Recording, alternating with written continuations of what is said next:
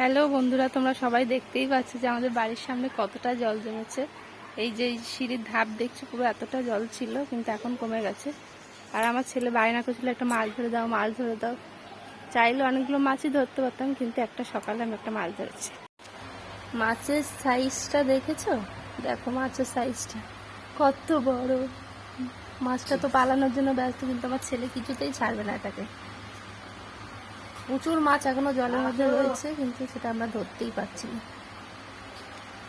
জল যেহেতু কমে এসেছে, এটা চুপ করে মাটির ওখানে ঢুকেছিল, তাই জন্য আমি ধরতে পেরেছি। ভিডিওটা কেমন লাগলো অবশ্যই কমেন্ট করে জানাবে। আমার ছেলে দেখো সেই মাছটাকে নিয়ে খেলা করছে, চামচ দিয়ে ধরার চেষ্টা করছে।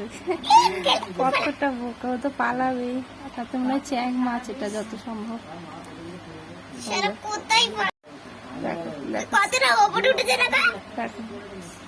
দেখতেই পাচ্ছ চামচ দিয়ে কিভাবে আটকে ধরে রেখেছে। খেলাই করছে মাছটা, বলছে মা মাছটা আমাকে খাই কি।